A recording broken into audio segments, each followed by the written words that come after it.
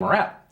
Well, an actual deal does at this point seem a long way off, but maybe getting a little closer. Today, House Republicans outlined a bill that would allow DACA beneficiaries to remain in the United States. Critically, though, it would deny them a path to citizenship. Democrats don't seem in favor of it. They know, of course, that amnesty for illegal immigrants is crucial to their own electoral strategy of importing a new class of voters from abroad. Democratic Congressman from Texas, Beto O'Rourke, represents the border city of El Paso. He's seeking the Democratic nomination to challenge Senator Ted Cruz this fall.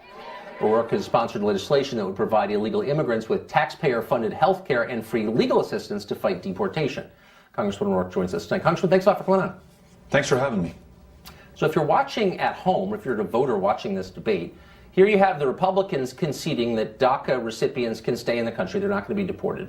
And you have Democrats responding by saying, no, that's not enough. We want to make sure that they can vote and bring their relatives over also. So can you understand how some people watching that might conclude that Democrats are spending more time and energy worrying about people here illegally than about American citizens? I guess I don't make the connection, Tucker.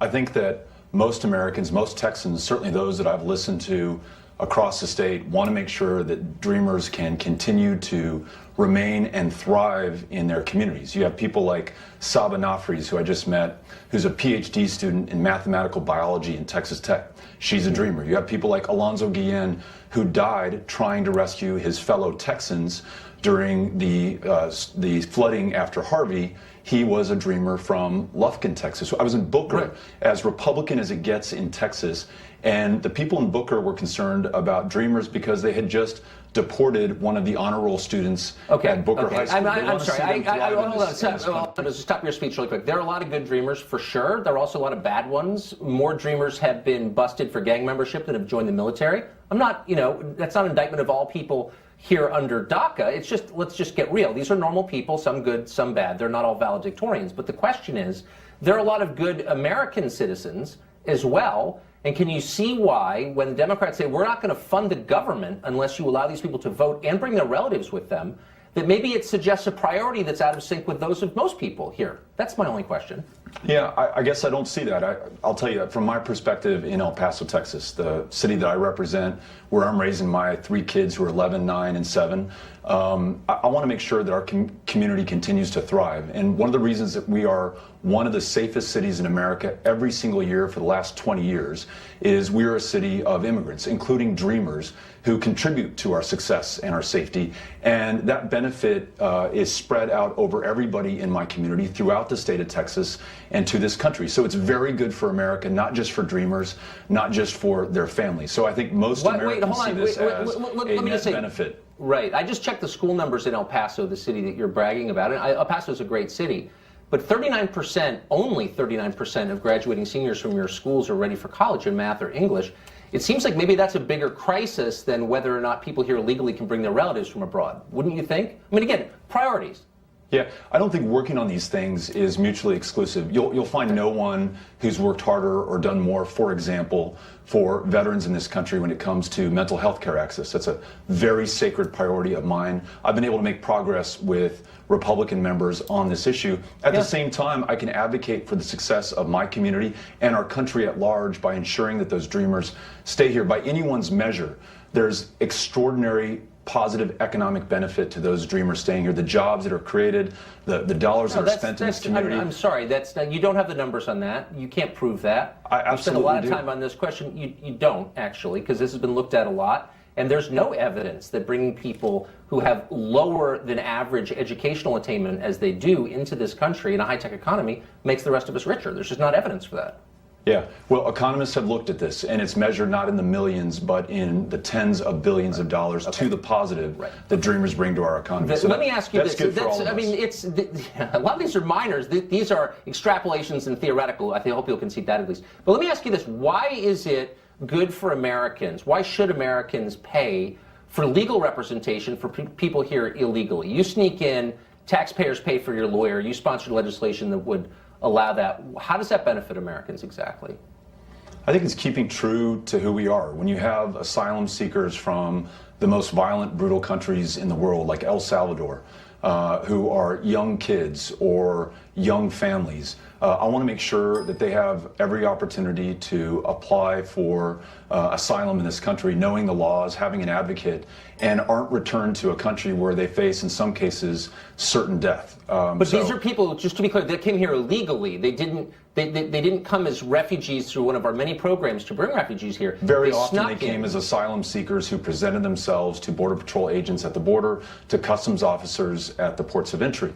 And so then taxpayers are paying for them to fight American law in court? I mean, can you see why people would say... Not to fight American law, actually to get right with American law, to make sure that they show up to their court hearings, to make sure that they follow our laws. I think again, that's in everyone's interest. But if you're concerned about security... For us to pay for lawyers so they can fight deportation, that's somehow good for us. Why is it good for us to pay for the health care bills of people who snuck in here against our law? Why did you sponsor legislation that would have allowed that too? It's good for people who are in our country, who are contributing to this country's success, to be safe, to be healthy, to be able to continue to contribute. Did the law specify, did your bill specify it only applied to people who were benefiting our country? I don't think it did. I think it was anybody here illegally would get free health care at taxpayer expense. I'm sorry, with all respect, I'm confused by why we should pay for the health care of someone who broke our law to get here. Does that make sense? Yeah, I don't think you're reading the bill correctly, and I think you're losing sight of the benefit that we gain by those who are contributing to our communities, our states, and our country's success. Did that law specify that only people contributing to our country would get free health care, or did it also apply to, I don't know, gang members or vagrants? I think they were covered too, weren't they? I think there's an interest in making sure that if someone is going to be sick, if someone needs help, that we deliver it in the most efficient, effective, cost-effective way possible. So it's cost-effective to pay for the health care of people here. Yeah, I mean, you can pay for it in the emergency room. How about not paying for it at all? Yeah. Well, then you can watch people die in your community and in your country. I must be a mean person for not being in favor of it. Congressman, thank you for joining us. Yeah, thanks. House Republicans, led by Bob Goodlatte of Virginia, have released an outline for what they say a DACA deal ought to look like. It includes mandatory E-Verify, an end to the diversity lottery, authorization for a wall, and more. Congressman Raul Labrador is a Republican representing the state of Idaho, and he joins us tonight. Congressman, thanks for coming on. It's great to be on your show. So you're on the inside of the Congress, obviously. I'm far outside, but we spoke to someone close to leadership today who said he didn't believe that Republicans were at the number they needed to be to get this done. Do you think that's true? Well, I think it's fascinating that the Speaker of the House introduced tax legislation without 218 votes. He introduced a health care bill without 218 votes.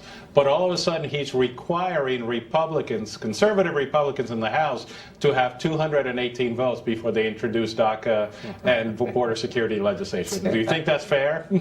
No, I think it's very telling, actually. Why do you think, and I didn't know that, why do you think that is? Because I think they have a different agenda in the leadership, and I think we're trying to show them that our Republican conservative bill is the only one that's going to get the majority of the conference together. In fact, I believe that after we educate the conference, we talk about this bill, we explain to people what is in this bill, that we're going to have over 218 Republicans approve and sponsor this bill. I think we can do this. But I think they should put the same effort that they put into health care and that they put into the tax bill into making sure that we secure our borders, that we end the diversity visa program, that we end chain migration, just like the American people told President Trump and supported President Trump by the millions and the millions, and he became president of the United States. What do you suppose the argument from within the Republican side of Congress would be against those measures, ending chain migration, ending the diversity lottery, E-Verify? What would be the argument against that? So they don't have an argument against that bill. What they have an argument is that they say that if it goes to the Senate is not going to pass it. And that shouldn't be our responsibility as members of the House. Our members of the House, our job is to present the best solution to the American people and the most conservative solution to the American people. Let the Senate handle what they're going to do in the Senate. We can handle what we're going to do in the House. We do not need to do a DACA bill. And some people in our leadership believe that that is a priority of the Republican conference. It shouldn't be. The priority of the Republican conference is to secure the border, to end chain migration, to do all the different things that we told the American people we're going to do over the last 8 years when we were asking for a majority in the House, a majority in the Senate, and the presidency. Do you think, I mean, you've made this point by implication, but do you think your leadership in the House understood the lessons of the last presidential election? I'm not sure leadership in the House ever understands the lessons of the last election, ever. They always look forward as to how they can manage the next week or the next month. What they need to understand is that the American people sent a really clear message. They gave President Trump the presidency because they wanted him to secure the borders. That was the number one issue, as you know, that he talked about throughout his election. He defeated 16 other Republicans, very, very articulate, very, very strong Republicans, because that was the number one issue that he campaigned on. That's what the American people want, and that's what we should deliver as Republicans. I think that's a pretty clear rationale. Congressman, thanks a lot for that. I appreciate your candor. It's great to be on the show. President Trump's lawyer just sued BuzzFeed.com for releasing the now infamous Trump dossier a year ago today. Editor-in-chief of BuzzFeed News, Ben Smith, will provide his company's response to that suit next.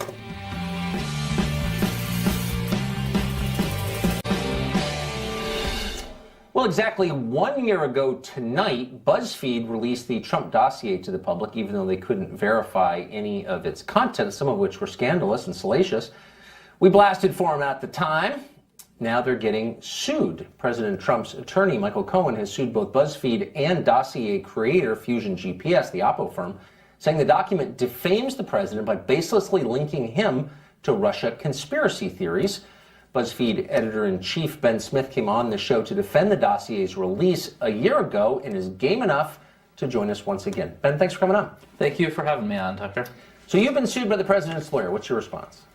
Well, I think it's very much what I told you this time last year. The dossier itself is a document of kind of obvious central public importance. It's the subject of multiple investigations by intelligence agencies, by Congress. That was clear a year ago. It's actually a lot clearer now that before we published it, as we knew then.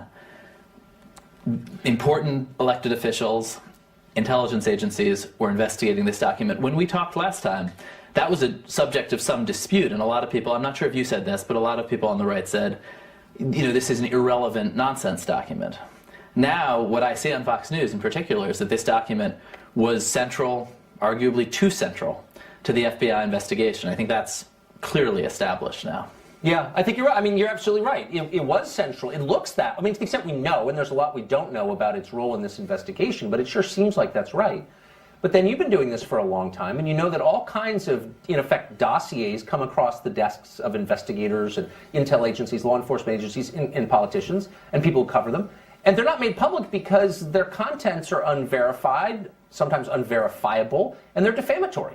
And so, you see a lot of stuff that you don't pass on because you don't know if it's true, and the words hang in the air. You libel someone, in effect, so you don't run it. But you did run this because it was Trump. Your inbox and mine, as you say, are full of all sorts of would-be dossiers, of tips, of allegations, of claims. They are not full of documents that are being briefed to the President of the United States, to the President-elect of the United States, being fought over in an intense tug-of-war by intelligence officials. That, for instance, imagine covering the week that we just had, right? Imagine covering the Simpsons testimony to the Intelligence Committee, the battle between Feinstein and Grassley, in a situation in which you were not allowed to, in which you had no idea what they were fighting about. I mean, I just think that it's hard, that Americans would have a lot of trouble understanding the last year without this document. But you're making a retroactive argument. I mean, I guess I would argue... This was true at the time. The dossier was a piece of dark matter that was pulling the FBI, that was pulling Harry Reid. And it's important to understand what those guys are doing. That's the point, is that we now have the context for it, and we didn't then. A lot of this we knew then. A lot of it wasn't. I didn't read it read it on BuzzFeed. I didn't know this was part of a Hillary Clinton Oppo operation that she took up from a Republican, anti-Trump Republican donor operation. We didn't know the extent to which Steele apparently had gotten some of this information from Russian intelligence and shady Russian sources. There's a lot we didn't know. I mean, I think the description, the characterizations of Steele's sources are actually in the dossier. But it's true, there's been a ton of subsequent reporting. So, I guess here's the point. So you're arguing, well, okay, it's at the center of the news, so we were right a year ago to run it. And I'm actually not even attacking you for running it. I would just like you to acknowledge that partisanship played a role. So, for example, that is just not true. If we were in the exact same situation with a President Hillary Clinton, we would have run that dossier at the same time. Really? So if you I can't prove that to you. But but for instance, there was a day last year. There was a day last year. It was not the biggest story of the day because it was the day of the Access Hollywood tape. But also on that day, we were the first to report on the substance of Hillary Clinton's speeches. Of her secret speeches, I think that there's this perception. Secret speeches to like Goldman or something. But that's not. Look, this is different level salacious. You weren't so interested in them once they came out, but they were pretty interesting. I was interested, but they weren't claiming that she was into some weird sex practice with a foreign government. I'm not sure either you or I in our careers. This is obviously very unusual. No, we have actually. Hold on, we have. There was a lot of stuff floating around about Obama and his personal life, and of course the question where he was born, his birth certificate, and we sort of laugh about it now. But it was a big news story, and people were making allegations about it, including now President Trump. If you came across a dossier in the middle of the Obama administration that laid out in some detail he was born in Kenya and had a weird personal life, you would never run that. Because you would be attacked by every one of your friends. If it was being taken seriously by the intelligence agencies, if it was being briefed to the president, absolutely. Well, if it was a Republican president, if Trump were president at them, it's all theoretical. We all cover. Donald Trump made these ridiculous claims about the birth certificate, and we covered them. We didn't bleep them out.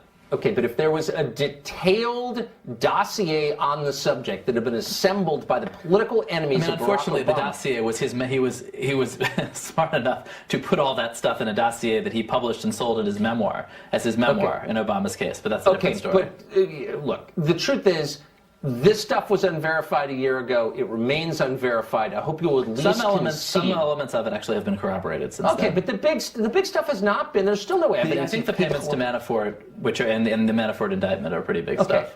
But we are no closer to proving that he collaborated with the Russian government or that he's with hookers in a hotel room.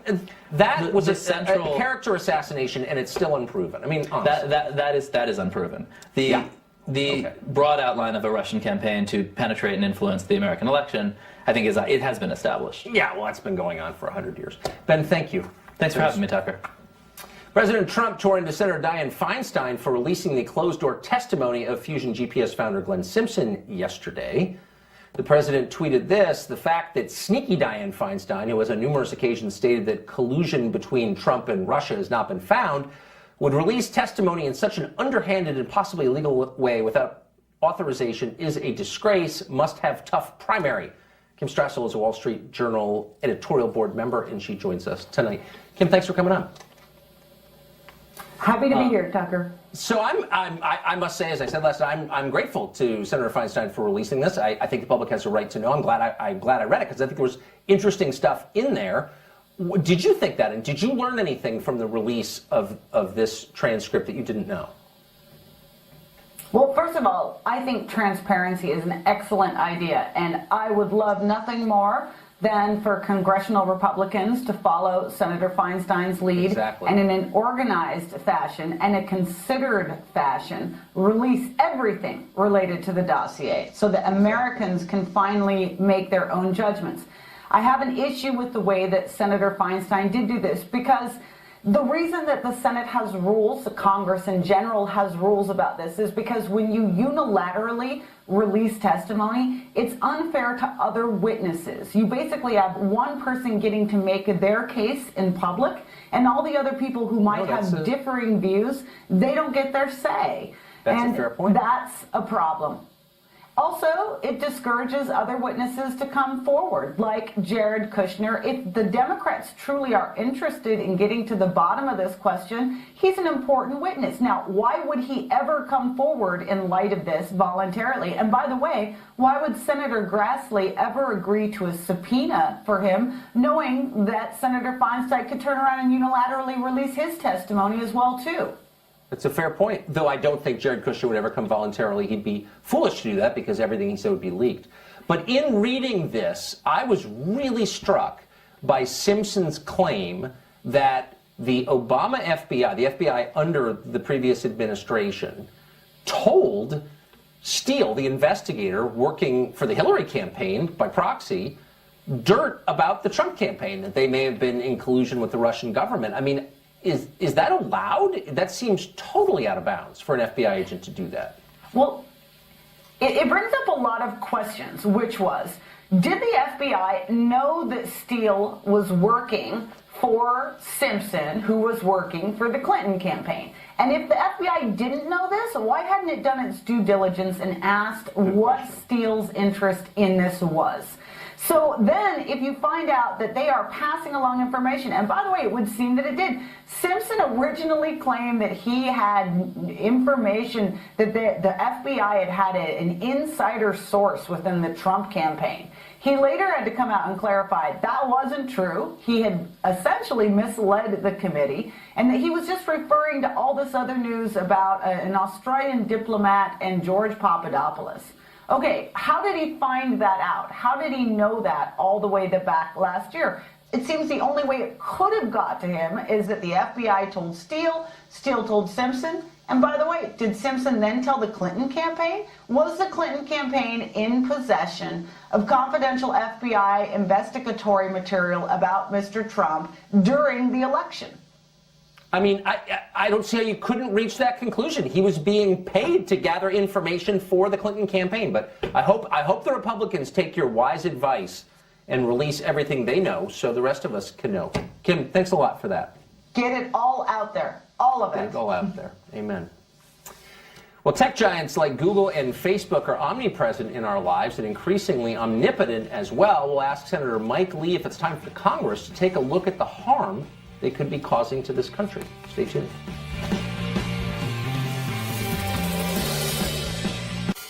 Apple, Google, Facebook, Twitter, they all have your private information. They can control not just what you see online, but what you're allowed to say, and maybe over time, what you are capable of thinking and believing. In many cases, their services are addictive and harmful, and they know that.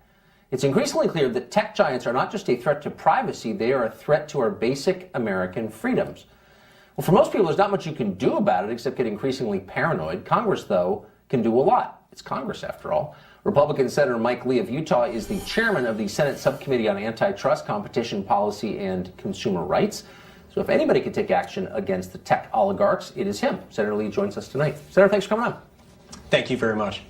So there are a lot of ways to come at this story, but here's the bottom line from my perspective, and I think I speak for many. No company has ever been as powerful in the history of the world as Google is, and I would add to that Apple and Facebook. And it's now become really clear that they're misusing that power. So bottom line, they're too powerful and they're hurting people. Why wouldn't Congress step in to pare back that power?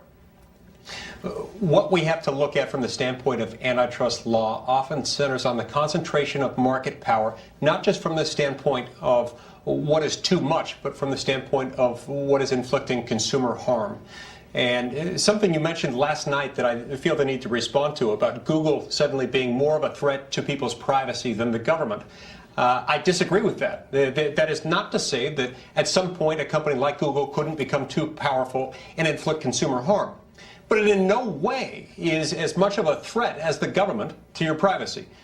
Google doesn't have guns. It can't shoot you. It can't tax you. It can't regulate you the way that the government can. And so that's why my much bigger focus is on the threat posed by the federal government to your privacy. By the way, Google has your email. It's one of your concerns with them. They've got your email. The government can get your email, whether it's carried by Google or AOL or anybody else, without a warrant. And that's incredibly disturbing. Of course, I am fearful of that, and I'm grateful for your work as a libertarian-infused conservative pushing back against that, which you have done. And all my life as a conservative, I've always assumed as a matter of faith that the government is the main threat, but I've come to believe that the threat from these companies is more profound and certainly much more insidious, and there's no recourse. I can't vote out the head of Google if I want. It's a private company. But that's true.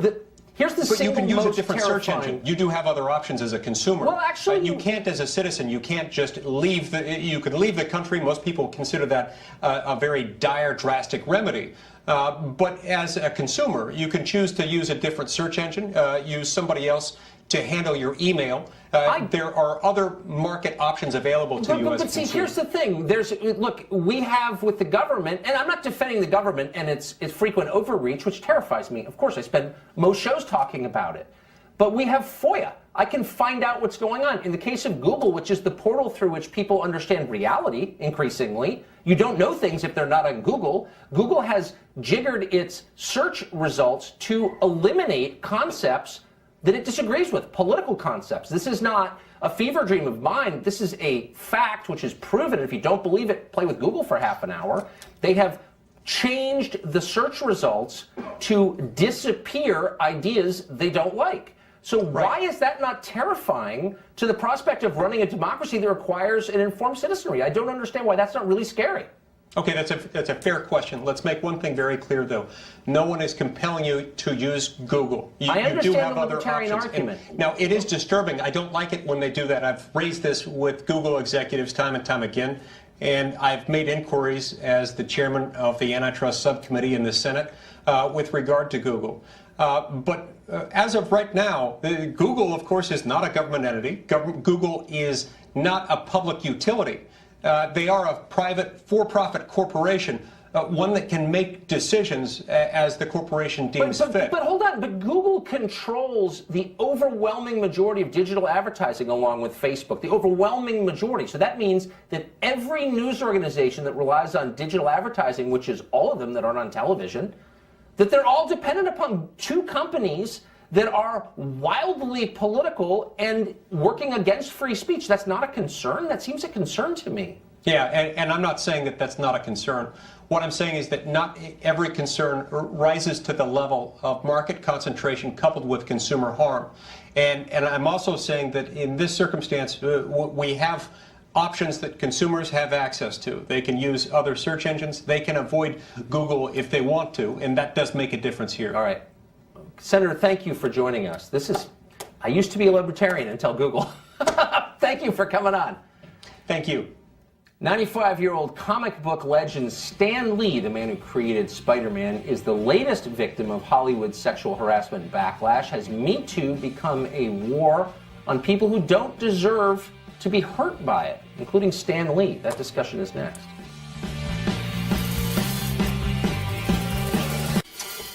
Well, the backlash against sexual harassment is broadening in scope for about the 15th time now, and it's now hitting Marvel Comics legend Stan Lee. He's 95 years old, and at that age, he needs nurses to care for him at his home, and now some of those nurses have accused him of groping them and asking for sexual favors. Sexual harassment is appalling, of course. On the other hand, this is a man who is already 50 years old when the term sexual harassment was first coined. Targeting a helpless elderly man like that does seem like preying on the weak, not protecting them. So what are we to make of this? Ashley Pratt is a contributor to U.S. News & World Report, and she joins us tonight. Ashley, thanks for coming on. Thanks for having me, Tucker. This is one of those rare cases where, and I don't know the truth of it, and I don't want to pretend that I do, but it wouldn't surprise me if it were true, because the elderly, for a bunch of physical reasons, sometimes do say inappropriate things related to sex. I mean, they do. This is actually a well-known phenomenon, and I think most nurses who care for the elderly are very aware of this. So given that, it seems a little strange to hear charges against, this presented as charges against a guy when it's actually kind of common.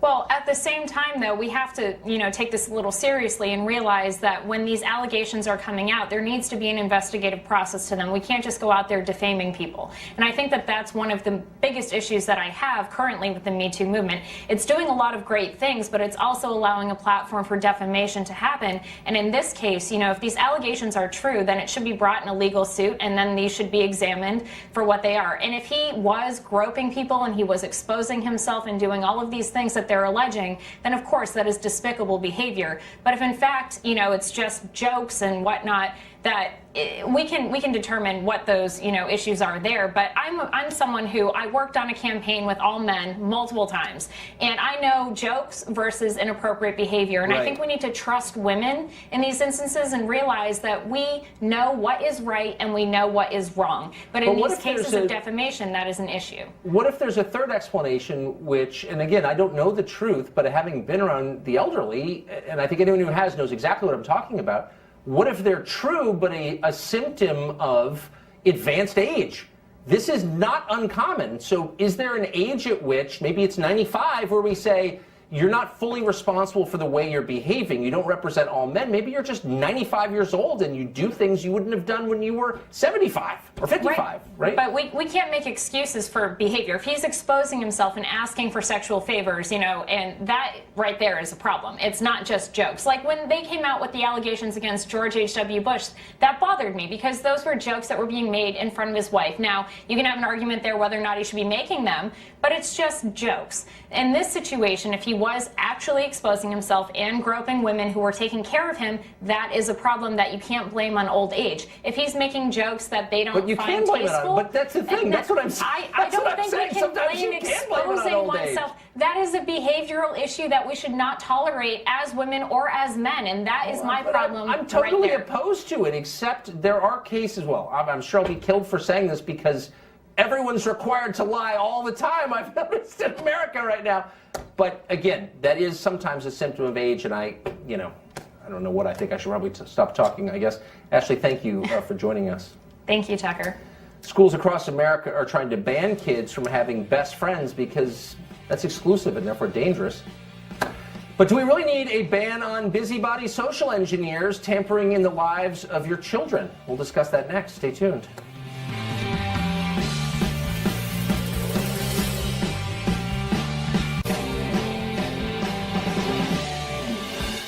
A follow-up tonight on a segment we did last week. We talked then to Barstool Sports founder Dave Portnoy, known as El Presidente to some of us, about his company's lawsuit against the NFL. Now, Barstool routinely uses the slogan, "Saturdays are for the boys." The NFL promptly ripped it off for its own line of T-shirts.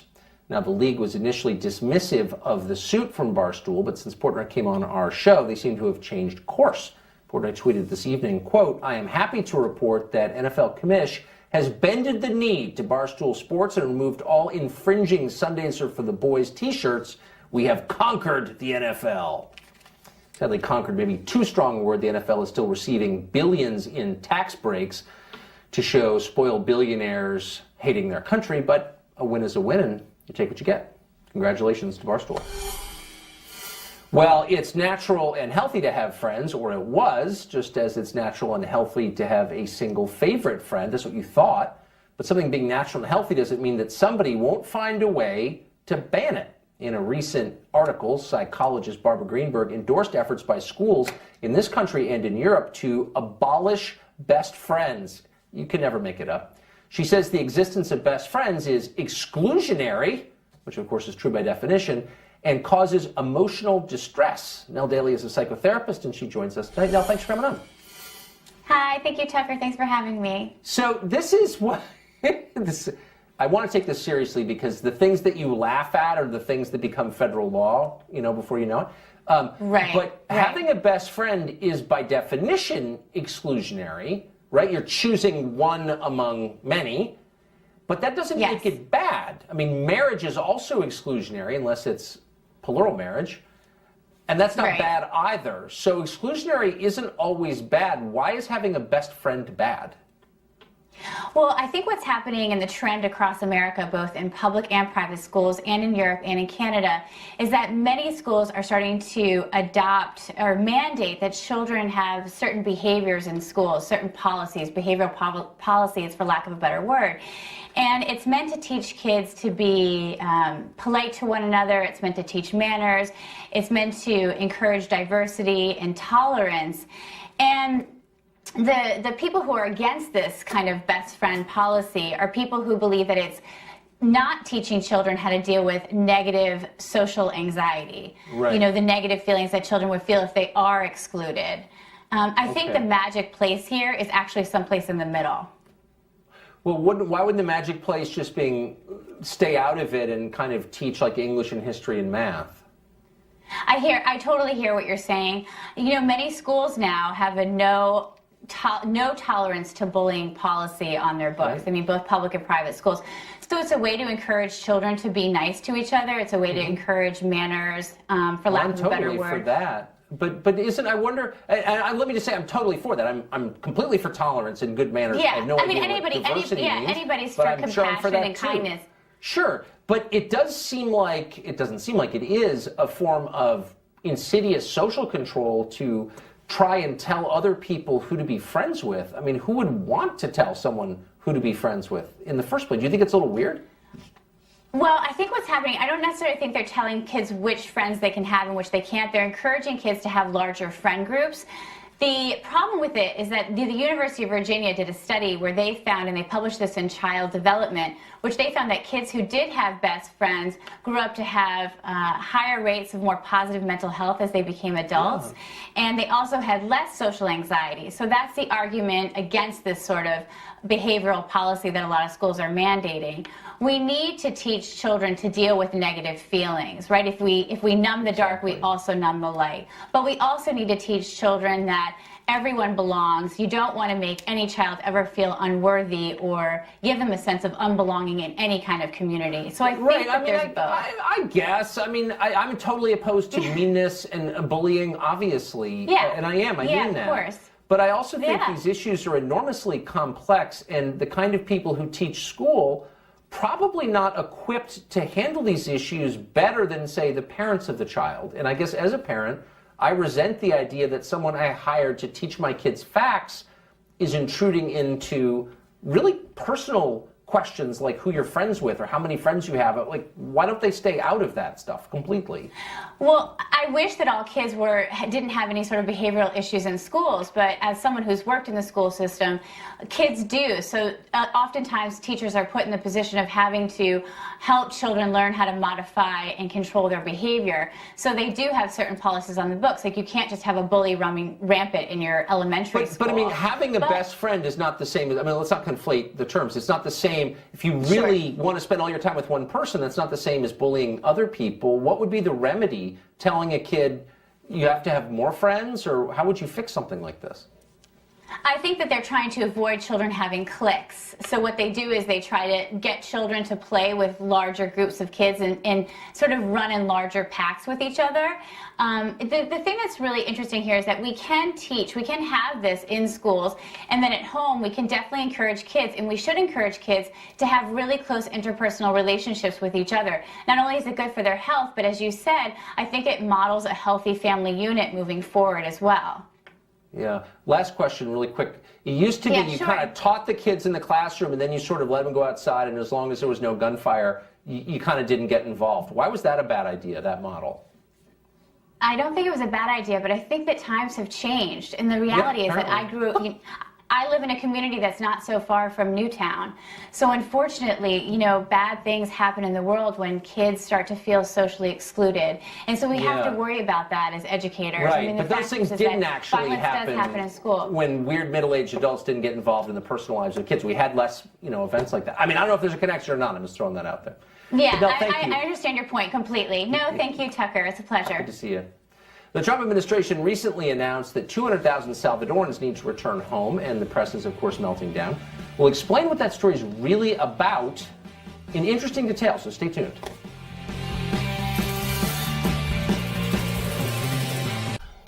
This week, the Trump administration announced it will be suspending the temporary protected status label for immigrants from El Salvador. Basically, no journalist in America had ever heard of this till this week, but all of a sudden, nothing this bad has ever happened. You've read that again and again. So here's what it's really about. The move affects about 200,000 Salvadorans who've been allowed to live and work here since 2001. That was the year an earthquake hit their country. The name of the program, Temporary Protected Status, alludes to what its purpose was supposed to be. It was supposed to provide short-term refuge from visitors from other countries that were in short-term disorder. But that's not what happened. That's never what happens. In fact, it's simply become an illegal immigrant amnesty program, just like DACA, except it targets specific countries rather than people of a specific age. Under TPS, people are protected from deportation and given work permits, even if they came to the U.S. illegally. The excuse for this is, not surprisingly, paper thin. The El Salvador earthquake was bad, very bad, but the notion they can't return home 17 years later, absurd. The same goes for the 57,000 Hondurans who are still here because of 1998's Hurricane Mitch, that was 20 years ago, or the 51,000 Haitians who were allowed to stay here because of the 2010 earthquake in that country. This isn't about providing short-term refuge. It's elites in Washington using a legal loophole to let hundreds of thousands of people come here permanently without going through any of the ordinary immigration channels. Now, you can tell that nobody ever expected for them to return home because the suggestion that they do return home is being treated as a massive crisis for some reason. On Monday, the New York Times commented on, quote, the sense of dread gripping employers in California, Texas, and Virginia. It was obvious why they feel dread. TPS effectively legalized hundreds of